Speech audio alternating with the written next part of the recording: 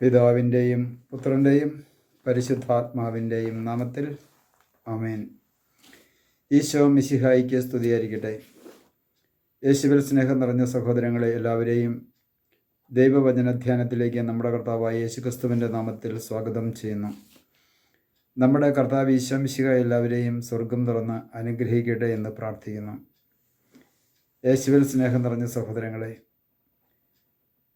ദൈവത്തിൻ്റെ പരിശുദ്ധാത്മാവ് ഒരു വ്യക്തിയുടെ ജീവിതത്തിലേക്ക് കടന്നു വന്നാൽ ആ പരിശുദ്ധാത്മാവിൽ നിന്നും ആ വ്യക്തിയിലൂടെ പുറത്തേക്കൊഴുകുന്ന പരിശുദ്ധാത്മാവിൻ്റെ മറ്റൊരു ഫലമാണ് ക്ഷമ.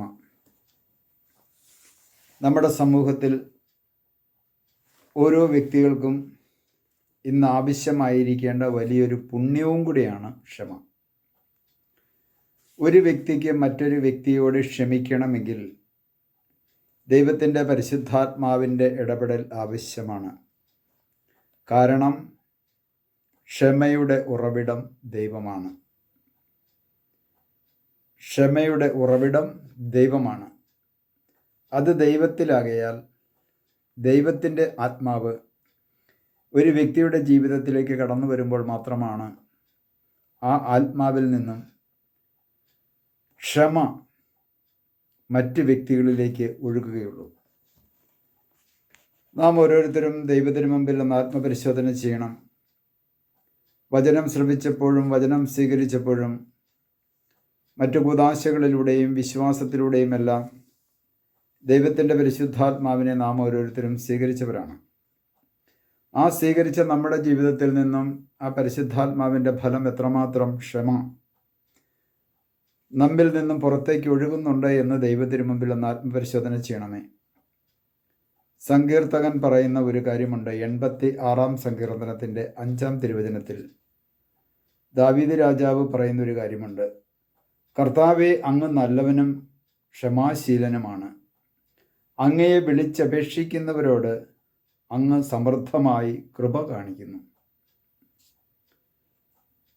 എത്രയോ മഹത്തമായ ദൈവവചനം.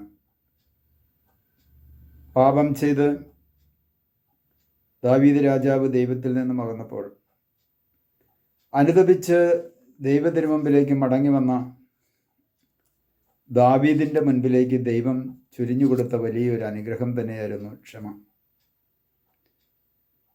ദാവീദ് രാജാവ് ആ ദൈവത്തെ മഹത്വപ്പെടുത്തിക്കൊണ്ട് അനേകം സങ്കീർത്തനങ്ങൾ എഴുതുമ്പോൾ നിസ്സഹായകൻ്റെ യാചന എന്ന തലക്കെട്ടിൽ രൂപപ്പെടുത്തിയ ഒരു സങ്കീർത്തനമാണ് 86 സങ്കീർത്തനം. അതിൽ 5 തിരുവചനത്തിലാണ് പറയുന്നത്, കർത്താവേ, അങ്ങ് നല്ലവനും.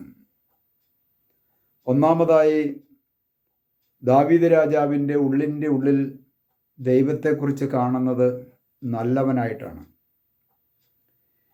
ക്ഷമിക്കാത്തതോ അല്ലെ നശിപ്പിക്കുന്നതോ തകർക്കുന്നതോ ആയിട്ടുള്ള ഒരു ദൈവത്തെ അല്ല ദാവീദ് രാജാവ് ഇവിടെ കാണുന്നത്. ക്ഷമിക്കുവാനും സ്നേഹിക്കുവാനും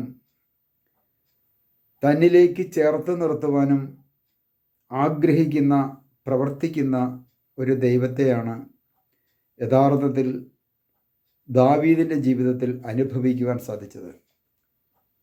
പാപം ചെയ്ത് അകന്ന ദൈവത്തിൽ നിന്ന് പോയപ്പോഴും, അതായത് ചെയ്യാൻ പാടില്ലാത്ത വലിയ തിന്മ ജീവിതത്തിൽ ചെയ്ത് ദൈവത്തിൽ നിന്ന് അകന്നു പോയപ്പോഴും അനുതപിച്ച് പ്രാർത്ഥിച്ചപ്പോൾ ദൈവം അത് ക്ഷമിക്കുന്നു. ആ ദാവീദിനെ ദൈവം അനുഗ്രഹിക്കുന്നു. അതുകൊണ്ടാണ് സങ്കീർത്തകൻ ഇപ്രകാരം 86 സങ്കീർത്തനത്തിൻ്റെ 1 തിരുവചനത്തിൽ ഇങ്ങനെ പറയുന്നത്, കർത്താവേ, ചെവിചായിച്ച് എനിക്ക് ഉത്തരമരുളണമേ. ഞാൻ ദരിദ്രനും നിസ്സഹായകൻ.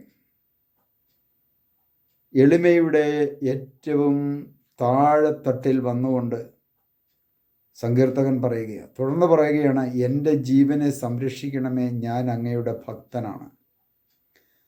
അങ്ങയിൽ ആശ്രയിക്കുന്ന ഈ ദാസനെ രക്ഷിക്കണമേ. അങ്ങാണ് എൻ്റെ ദൈവം. എന്തുകൊണ്ടാണ് അങ്ങാണ് എൻ്റെ ദൈവമെന്ന് ദാവീദ് പറയുവാൻ കാരണം ദൈവം നല്ലവനാണെന്നും ക്ഷമാശീലനാണെന്നും സ്നേഹസമ്പന്നനാണെന്നും ഒരിക്കലും തള്ളിക്കളയാതെ സ്വീകരിക്കുന്ന ഒരു ദൈവമാണ് എന്ന് ദാവീദിന് നല്ല ഉറപ്പുണ്ടായിരുന്നു. പ്രിയ സഹോദരങ്ങളെ, അതുകൊണ്ട് നാം ഓരോരുത്തരും ദൈവത്തിന് മുമ്പിൽ ആത്മപരിശോധന ചെയ്യണം. 3-ാമത്തെ തിരുവചനത്തിൽ ഇങ്ങനെയും കൂടിയാണ് പറയുന്നത്, കർത്താവേ, എന്നോട് കരുണ കാണിക്കണമേ, ദിവസം മുഴുവനും ഞാൻ അങ്ങയെ വിളിച്ചപേക്ഷിക്കുന്നു. തിന്മ ചെയ്ത് ദൈവത്തിൽ നിന്നും അകന്ന ദാവീദ് ദൈവത്തോട് വിളിച്ചപേക്ഷിക്കുക, കർത്താവേ, എന്നോട് കരുണ കാണിക്കണമേ, ദിവസം മുഴുവനും ഞാൻ അങ്ങയെ വിളിച്ചപേക്ഷിക്കുന്നു. അങ്ങയുടെ ദാസൻ്റെ ആത്മാവിനെ സന്തോഷിപ്പിക്കണമേ. കർത്താവെ, ഞാൻ അങ്ങിലേക്ക് എൻ്റെ മനസ്സിനെ ഉയർത്തുന്നു. കർത്താവെ, അങ്ങിലേക്ക് ഞാൻ എൻ്റെ മനസ്സിനെ ഉയർത്തുന്നു. തുടർന്ന് പറയുകയാണ്, കർത്താവെ, അങ്ങ് നല്ലവനും ക്ഷമാശീലനുമാണ്. അങ്ങയെ വിളിച്ചപേക്ഷിക്കുന്നവരോട് അങ്ങ് സമർത്ഥമായി കൃപ കാണിക്കുന്നു. കർത്താവെ, എൻ്റെ പ്രാർത്ഥന കേൾക്കണമേ, എൻ്റെ യാചനയുടെ സ്വരം ശ്രദ്ധിക്കണമേ. കർത്താവ് ക്ഷമാശീലനാണ്. പ്രിയ സഹോദരങ്ങളെ, എത്ര വലിയ കൊടിയ പാപം ചെയ്ത വ്യക്തിയായിക്കോട്ടെ, ദൈവത്തിൽ നിന്നും അകന്നുപോയ വ്യക്തിയായിക്കോട്ടെ, അനുദപിച്ച് ആ ദൈവത്തെങ്കിലേക്കൊന്ന് തിരിയുമ്പോൾ ക്ഷമയുടെ പാഠം പഠിപ്പിച്ച ക്ഷമാശീലനായ ദൈവം തൻ്റെ ആത്മാവിനെ നമ്മളിലേക്ക് അയച്ചുകൊണ്ട് മറ്റുള്ളവരോടും ക്ഷമിക്കുവാനും മറ്റുള്ളവരെ സ്നേഹിക്കുവാനുമായിട്ടുള്ള കൃപ നൽകിക്കൊണ്ട് അവിടുന്ന് നമ്മെ ഓരോരുത്തരെയും അനുഗ്രഹിക്കും. നമുക്ക് വിശ്വസിക്കാം, നമുക്ക് പ്രാർത്ഥിക്കാം. കർത്താവേ, അവിടുത്തെ തിരുവചനം ഞങ്ങൾ സ്വീകരിച്ചുകൊണ്ട് നന്ദി പറയുന്നു. അങ്ങ് നല്ലവനും ക്ഷമാശീലനുമാണെന്ന് വചനത്തിലൂടെ അരുളിച്ചത് കർത്താവേ, ഞങ്ങളുടെ ജീവിതത്തിൽ ചെയ്തു പോയ ഓരോ അപരാധങ്ങളും അങ്ങ് ക്ഷമിച്ചുകൊണ്ട് ഞങ്ങളെ ഓരോരുത്തരെയും അങ്ങയുടെ ഹൃദയത്തിലേക്ക് ചേർത്ത് നിർത്തി ആത്മാവിനെ ഞങ്ങൾക്ക് നൽകി അനുഗ്രഹിക്കുന്ന കർത്താവെ നന്ദി പറയുന്നു. പിതാവിൻ്റെയും പുത്രൻ്റെയും പരിശുദ്ധാത്മാവിൻ്റെയും നാമത്തിൽ ആമേൻ.